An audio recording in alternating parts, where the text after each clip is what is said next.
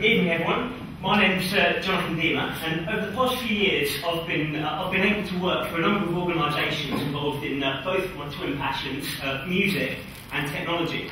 And one of the questions that's always puzzled me when I've been working with music is how exactly has Bono got so rich by turning out so much dross?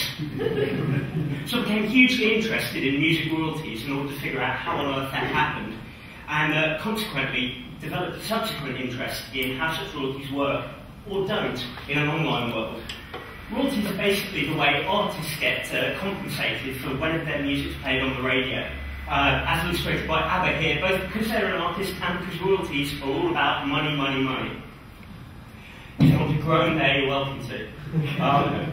Musicians get their hands on royalties by signing up with an agency out of the alphabet soup of acronyms you can see up here, which is where it gets so monstrously complicated, because each of the agencies here collect a different type of royalty from different people on behalf of different people.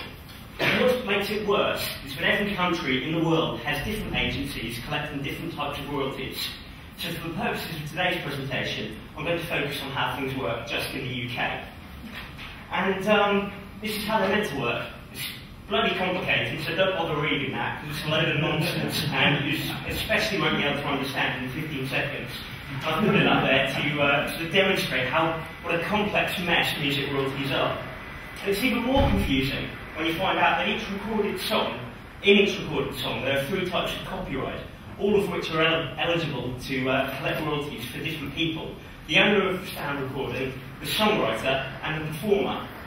So every time, for example, Rolf Harris's seminal version of Stairway to Heaven gets played on the radio, Robert Plant and Jimmy Page of Led Zeppelin collect a royalty for the songwriting.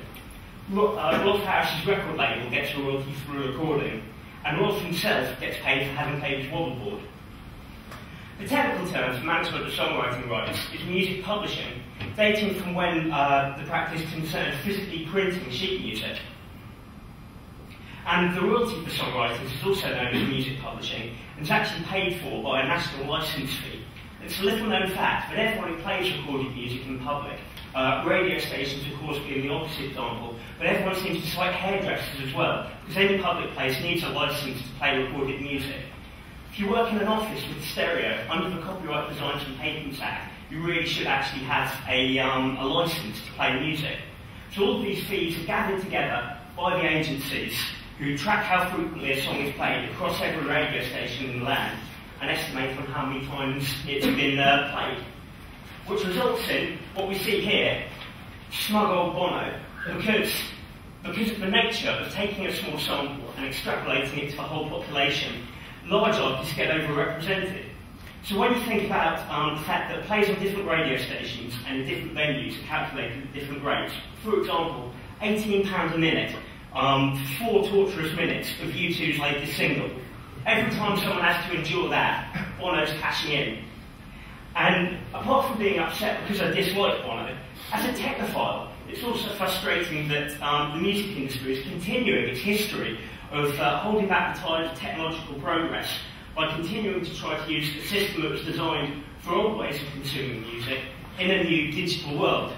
So a good example of when the industry's done this before is when the Musicians' Union first tried to ban recorded music when it first went on sale, saying it would be impossible to correctly compensate performing musicians if recorded music was widely available. So as ridiculous as that now sounds, we've had something similar, and we'll look back with the same amount of incredulity in future, I believe, at YouTube and the PRS's recent falling out over the fact that Google, YouTube's owners, weren't paying enough money for every play of music on YouTube. So although Spotify has recently been heralded as the legal saviour of the music industry in the digital era, Warner Music recently pulled a large amount of the catalogue from the service because it disagreed with the amount of royalties they were getting paid by Spotify. So these are just 2 of a whole host of record industry versus internet battles in recent years. And I believe that the key problem with using an old royalty system on new online music services that it wasn't designed for is that the music industry won't take a pay cut. The fact is, there's less money to be made in music than there used to be. So music royalties don't work online. Because trying to apply the economics of recorded and broadcast music, the economics of scarcity, to a world of online abundance just before the time's up is futile, because supply and demand dictates that a massive supply of music means that it's worth less, which the music industry should take as its cue to reinvent a system that I've tried to explain today. Thank you.